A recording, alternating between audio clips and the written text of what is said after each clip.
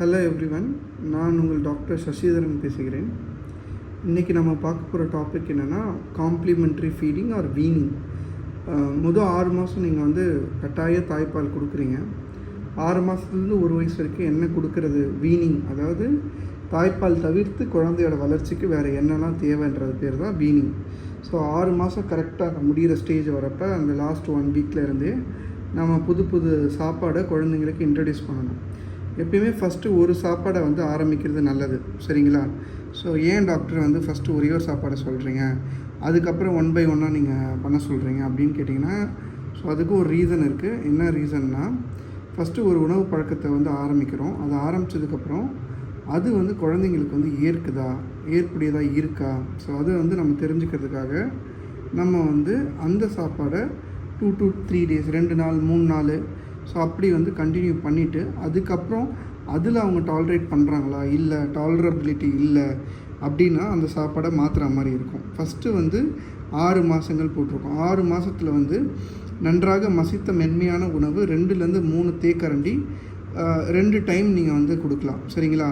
மசித்த மென்மையான உணவுனால் வந்து ஃபஸ்ட்டு நீங்கள் பார்த்தீங்கன்னா ராகி கஞ்சி, இல்லை வந்து இட்லி கூட எடுத்துக்கலாம். மென்மையான உணவு நல்லா மசிச்சு ஓகேங்களா, நல்லா நசுக்கி மசிச்சு 2லேருந்து 3 கரண்டி தான்.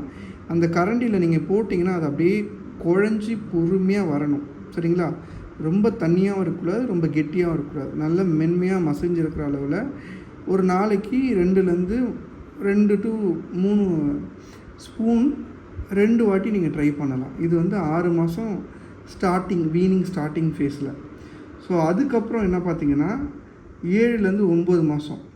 ஸோ 7லேருந்து 9 மாதத்துக்கு அதே மசித்த உணவு கூட வந்து ஃபஸ்ட்டு வந்து நீங்கள் ராகி கஞ்சியோ இட்லியோ ஸ்டார்ட் பண்ணுறீங்கன்னா, அதுக்கு கூட வந்து நீங்கள் புதுசாக மற்ற உணவுகளையும் ஸ்டார்ட் பண்ணலாம். நான் சொன்ன மாதிரி ஒரு உணவு வந்து 3 நாளைக்கு 3 நாள் ட்ரை பண்ணிவிட்டு அது ஏற்றுக்குச்சு, குழந்தைக்கு எந்த வாந்தியோ மயக்கமோ எதுவுமே இல்லைன்னா இன்னொரு உணவை நீங்கள் 2வது உணவாக நீங்கள் ஆட் பண்ணலாம். அது மதியம் ஆட் பண்ணிக்கலாம், அந்த மாதிரி ஆட் பண்ணலாம்.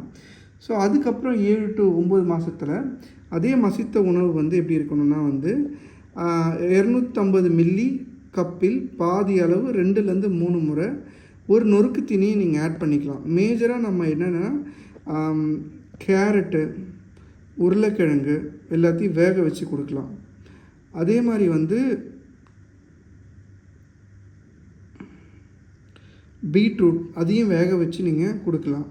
இட்லி, அப்புறம் வந்து சாம்பார், ஓகேங்களா?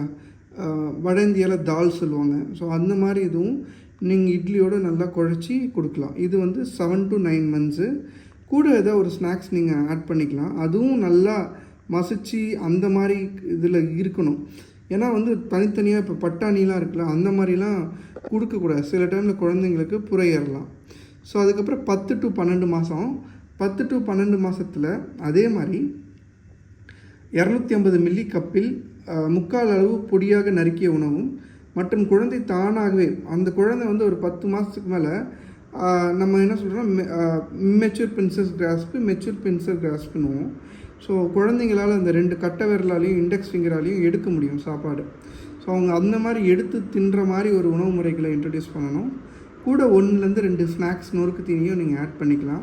அதுவும் நல்லா வந்து கொஞ்சம் நறுக்கிய பவுட்ரு மாதிரி இருந்தால் பெட்டராக இருக்கும். ஏன்னா அது குழந்தை முழுங்கக்குள்ளே அந்த மூச்சுக்குழாயில் போகாமல் இருக்கிற மாதிரி நம்ம பார்த்துக்கணும்.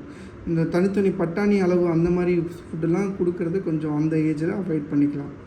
ஸோ கரெக்டாக 1 வயசு கிட்ட வர்றப்போ நீங்கள் என்ன பண்ணுங்கள், 1 வயசு கிட்ட நெருங்கிட்டான்னா நீங்கள் வீட்டில் சாப்பிட்ற எல்லா சாப்பாடுமே அவன் சாப்பிட்லாம், சரிங்களா? அதே மாதிரி சாப்பாடில் உப்பு சர்க்கரை எல்லாமே போடலாம். 10 மாதம் போல் வந்து நீங்கள் எக்கு, முட்டையோட வெள்ளை அது எல்லாமே ஆட் பண்ணி கொடுக்கலாம். ஸோ 1 வயசு ஆகக்குள்ளே சாப்பாடில் உப்பு சர்க்கரை அளவு எல்லாமே நீங்கள் சாப்பிடக்கூடிய எல்லா சாப்பாடுமே உங்கள் குழந்தைங்களுக்கு நீங்கள் கரெக்டாக கொடுக்கலாம். அதுவே அவங்க எடுத்துக்கவும் செய்யலாம். அவங்களுடைய வளர்ச்சி நீங்கள் வந்து கரெக்டாக 1 வயசு அப்போ நீங்கள் உங்கள் பீடியாட்ரிஷனோ நியர்பையில் இருக்கிற சைல்டு டெவலப்மெண்ட் சென்டரோ பீடியாட்ரிக் சென்டரோ கூப்பிட்டு போய் இது வந்து அவங்க கரெக்டாக அந்த அச்சீவ் ஆகியிருக்காங்களா, இல்லை வேக்சினேஷன் போடக்குள்ளே ஒரு வாட்டியும் நீங்கள் வந்து கேட்கணும்.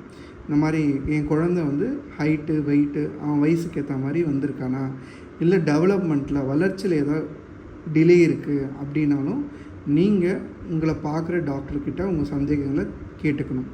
ஸோ உணவு ஆட் பண்ணுறதுல எந்த ஒரு டவுட் இருந்தாலும் நீங்கள் இதில் வந்து கமெண்ட் பண்ணுங்கள், நான் அதுக்கு ரிப்ளை பண்ணுறேன். தேங்க்யூ ஃபார் வாட்சிங்.